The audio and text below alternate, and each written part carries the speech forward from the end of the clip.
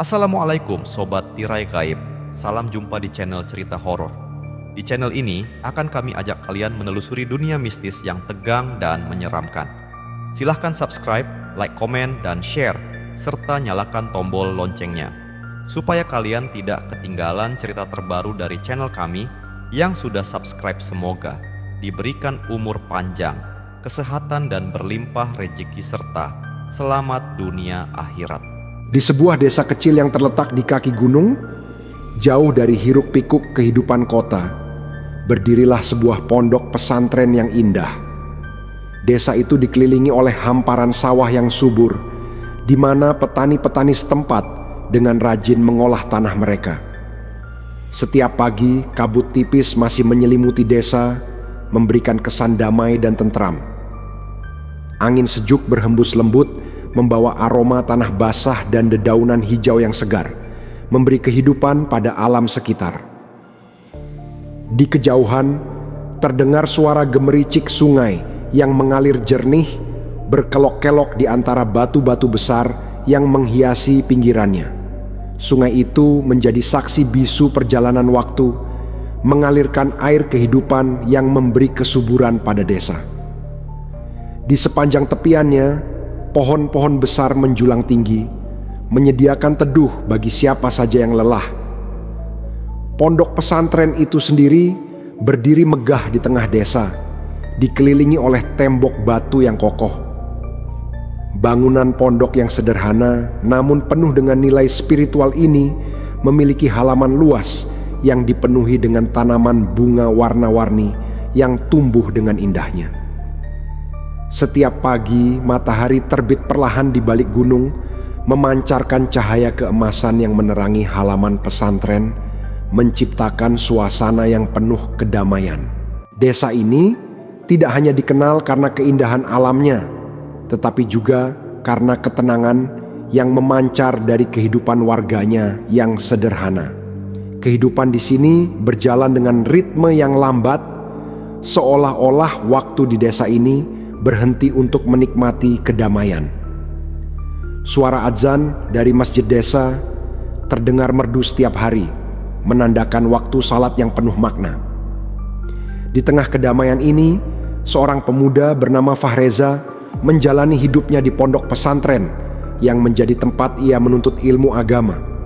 Kehidupan Fahreza yang sederhana dan penuh keikhlasan tak terpisahkan dari desa ini yang memberikan kedamaian dan ketenangan.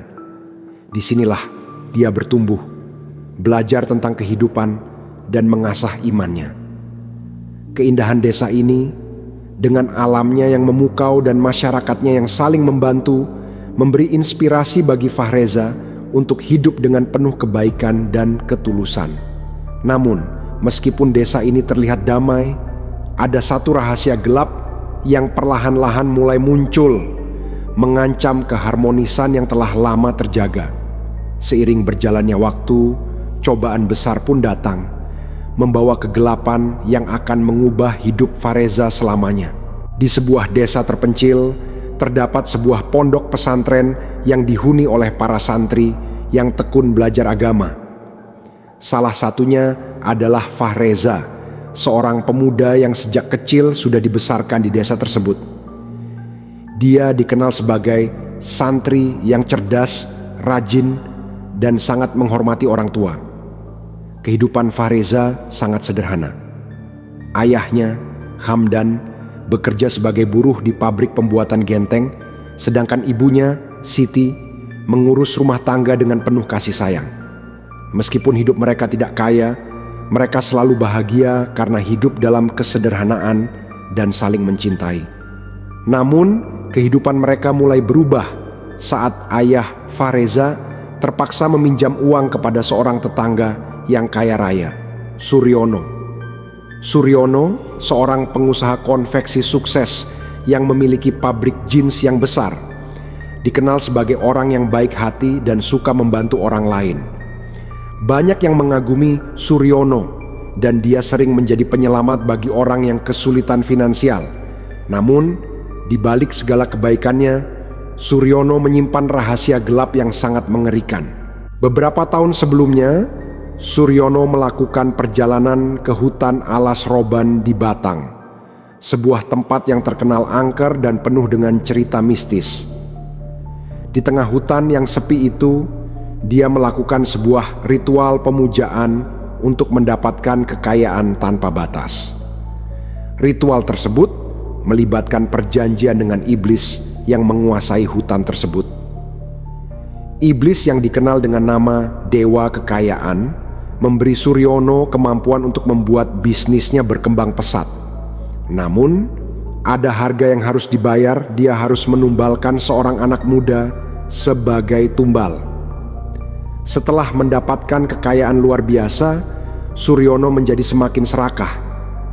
Dia mulai merencanakan untuk menumbalkan seseorang.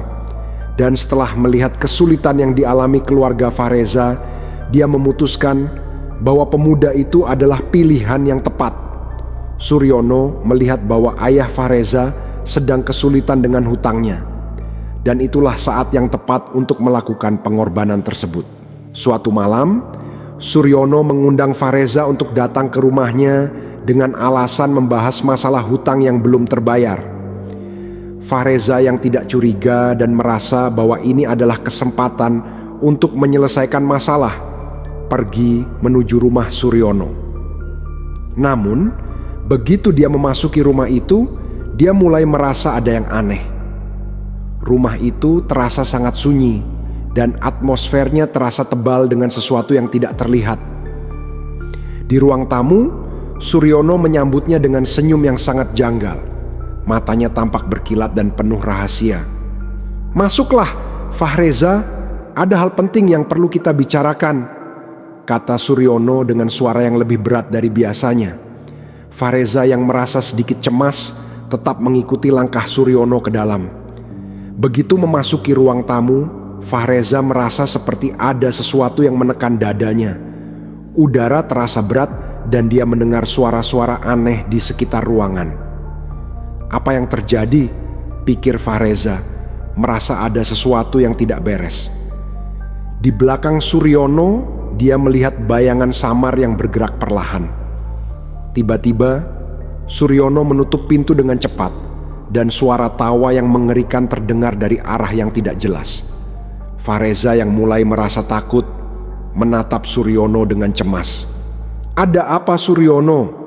Kenapa suasana menjadi mencekam seperti ini?" tanya Fareza, berusaha menenangkan dirinya sendiri. Suryono tidak menjawab, melainkan mulai mengeluarkan sebuah buku besar dari lemari. "Fareza, kamu tidak tahu apa yang sedang terjadi. Semua ini sudah ditentukan. Kau adalah pilihan yang tepat untuk menjadi tumbalku," kata Suryono dengan suara yang menyeramkan. "Hanya dengan mengorbankanmu, aku akan mendapatkan kekayaan yang tak terhingga." Fareza terkejut dan merasa tubuhnya menjadi kaku.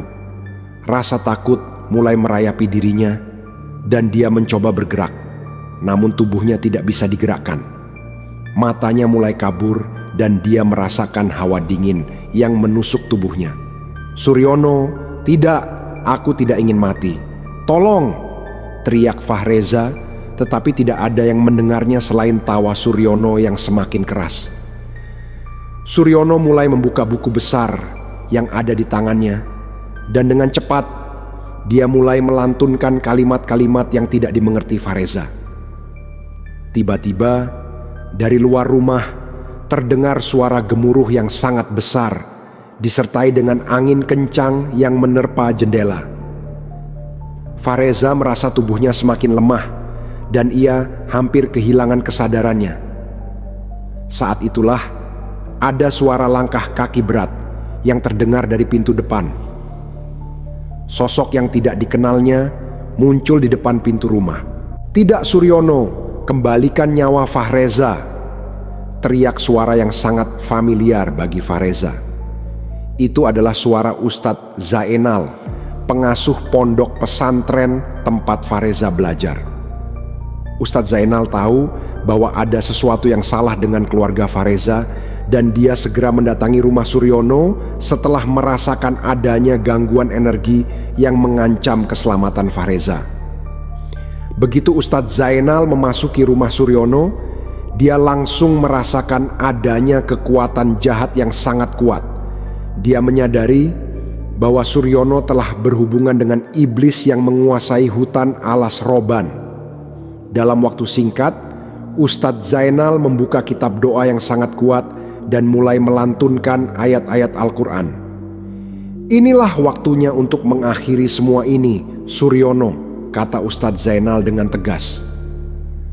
Suryono menatap Ustadz Zainal dengan tatapan penuh kebencian, namun dia tahu bahwa dia tidak bisa menghentikan kekuatan yang dimiliki oleh Ustadz Zainal. "Kau tidak akan bisa mengalahkanku, Ustadz. Aku sudah terikat dengan kekuatan yang lebih besar dari apapun yang kau tahu," kata Suryono dengan suara mengerikan. Namun Ustadz Zainal tidak gentar. Dia segera membuka kitab doa yang sangat kuat yang berisi ayat-ayat Al-Quran yang dapat mengusir segala kejahatan. Saat ia mulai melantunkan doa, angin kencang mulai berhembus dan cahaya dari jendela rumah Suryono berubah menjadi merah menyala. Di luar rumah terdengar suara gemuruh yang semakin dekat. Sekitar beberapa menit kemudian, sebuah sosok besar yang mengerikan mulai muncul di hadapan mereka. Itu adalah iblis yang telah mengikat perjanjian dengan Suryono. Iblis itu besar, berselimutkan kegelapan dengan mata merah yang menyala dan tubuhnya yang seolah-olah menyebarkan kegelapan ke segala arah. Ustadz Zainal tidak mundur meskipun kekuatan iblis itu begitu besar. Ia terus membaca doa-doa dengan suara yang lantang, memohon perlindungan kepada Allah Subhanahu wa Ta'ala. Iblis itu mulai terguncang seolah-olah doa yang dibaca oleh Ustadz Zainal mulai mengikis kekuatannya. Angin yang berputar-putar semakin melemah dan sosok iblis itu mulai memudar sedikit demi sedikit. Suryono yang menyaksikan pertempuran antara Ustadz Zainal dan iblis itu mulai panik. Dia merasa bahwa kekuatan yang selama ini melindunginya kini berbalik menyerangnya. Kekayaan yang ia peroleh mulai hilang dan tubuhnya terasa semakin lemah. "Apa yang telah kulakukan?" pikirnya, namun ia tidak bisa berbuat apa-apa. Setelah perjuangan yang sangat sengit, akhirnya iblis itu menghilang ke dalam kegelapan, meninggalkan Suryono yang kini terjatuh lemas, tak berdaya. Kekayaan yang ia miliki selama ini terkikis habis dan dia menyadari bahwa kekayaan yang didapat dari jalan yang salah hanya membawa kehancuran. Fareza yang sebelumnya terikat lemas, perlahan-lahan mulai sadar. Dia membuka matanya dan merasakan tubuhnya kembali bisa bergerak. Ustadz Zainal segera menghampirinya dan membantunya bangun. "Alhamdulillah, kamu selamat, Fareza," kata Ustadz Zainal dengan lembut. Hamdan dan keluarga Fareza sangat bersyukur atas keselamatan Fareza. Mereka merasa sangat terberkahi karena Ustadz Zainal datang tepat waktu. Suryono yang kini kembali miskin merasa sangat menyesal dan dia akhirnya sadar bahwa segala kekayaan yang didapat dengan cara yang salah hanya membawa kehancuran. Fareza setelah kejadian itu semakin menguatkan hatinya untuk terus mendalami ilmu agama. Dia tahu bahwa hidup bukan tentang kekayaan duniawi, tetapi tentang ketaatan kepada Tuhan. Ia berjanji untuk selalu menjaga iman dan takwa dan menjalani hidup dengan penuh keyakinan akan jalan yang benar. Namun cerita belum selesai. Ustadz Zainal masih harus berjuang untuk melenyapkan iblis yang bersemayan di dalam hutan Alas Roban. Dengan tekad yang kuat dan bersandar kepada Allah, Ustadz Zainal pergi memasuki rimbunnya hutan Alas Roban. Dan ketika sampai ke sebuah pohon besar yang di bawahnya terdapat batu besar dan pipih iblis itu langsung menyerang. Dengan teriakan yang menggema, iblis itu menyerang lagi. Cahaya merah yang menyala-nyala dari matanya semakin terang, seakan membakar seluruh hutan yang gelap. Angin yang sangat kencang berputar-putar, membuat pepohonan dan tanah di sekitar mereka bergetar hebat. Iblis itu mengangkat tangan besarnya memanggil kekuatan gelap yang lebih besar, dan dengan cepat tangan raksasanya menghantam ke arah Ustadz Zainal. Namun Ustadz Zainal yang telah lama mempersiapkan diri tidak terpengaruh oleh ancaman itu. Dengan tenang, dia melangkah ke samping, menghindari pukulan iblis yang menghancurkan tanah di sekitarnya. Ustadz Zainal terus membaca ayat-ayat Al-Quran dengan suara lantang. Setiap kata yang keluar dari mulutnya seolah mengalirkan kekuatan dari langit, mengusir gelapnya malam yang semakin mencekam. Iblis itu marah, menyadari bahwa kekuatan yang dimiliki Ustadz Zainal tidak bisa dihancurkan hanya dengan kekuatan fisiknya. "Kau pikir kau bisa menang, manusia?" teriak iblis itu dengan suara yang menggema, menggetarkan seluruh hutan. "Aku adalah kekuatan yang lebih tua dari dunia ini. Tak ada yang bisa mengalahkanku." Ustadz Zainal menatapnya dengan penuh keyakinan. "Kekuasaanmu mungkin besar, tapi ada sesuatu yang jauh lebih besar, iblis.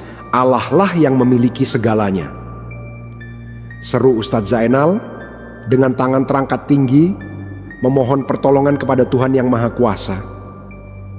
Mendengar itu, iblis itu semakin mengamuk.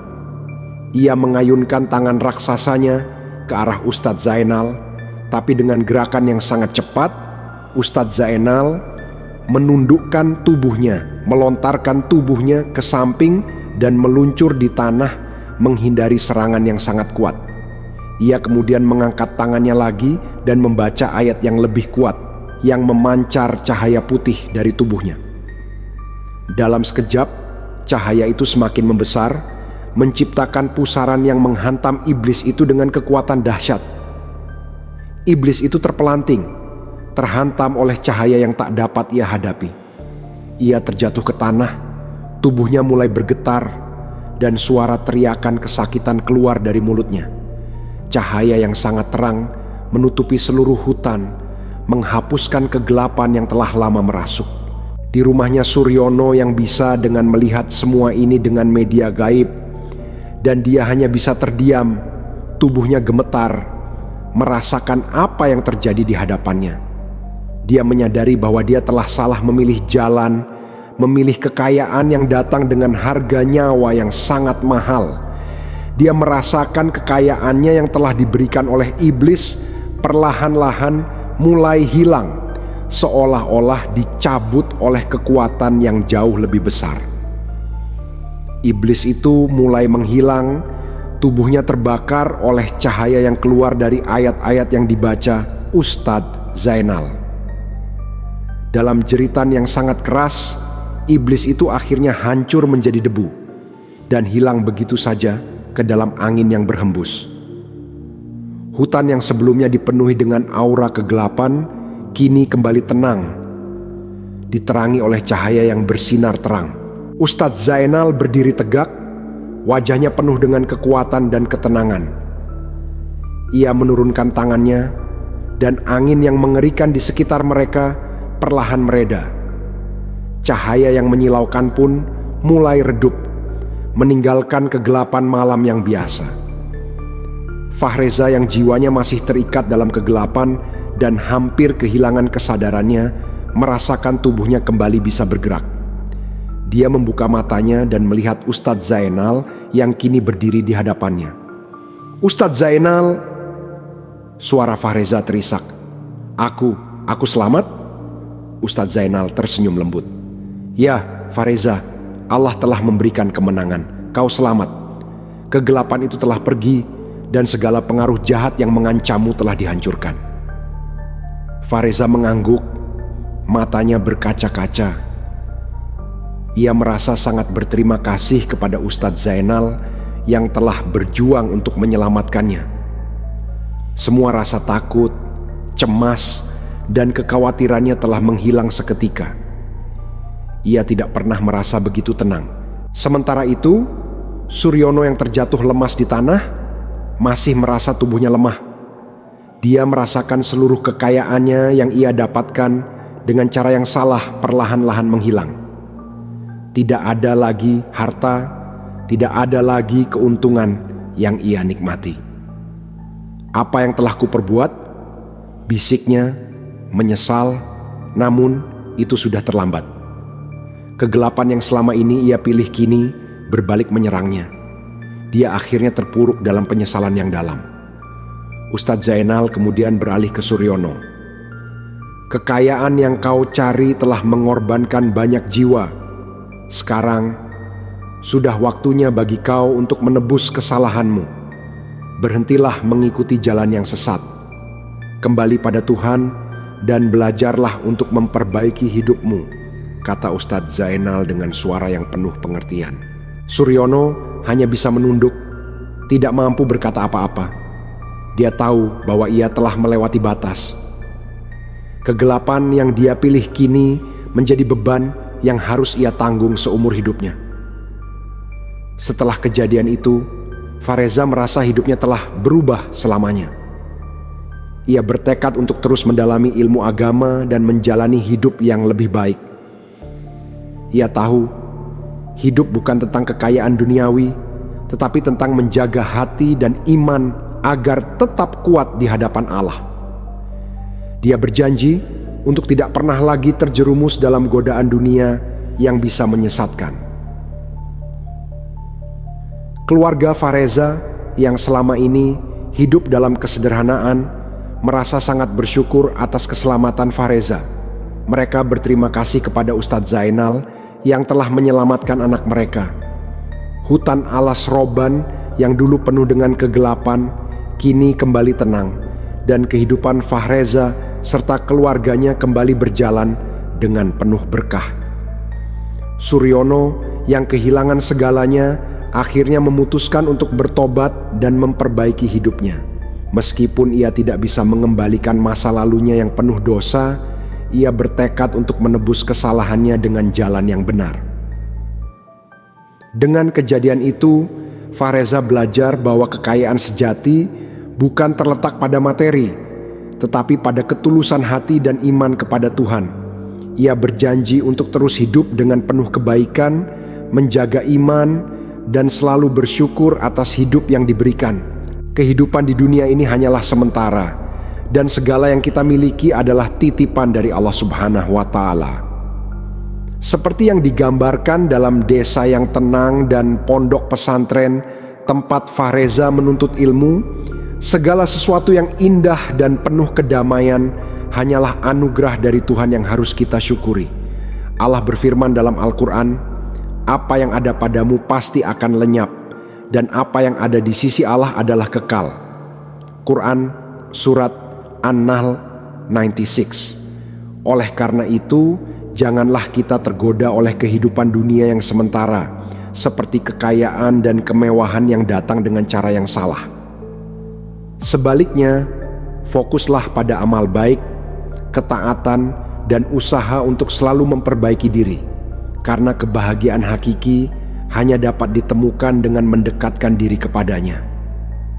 Sebagaimana dalam cerita ini, meskipun Suryono memperoleh kekayaan dengan jalan yang keliru, akhirnya ia harus membayar harga yang sangat mahal.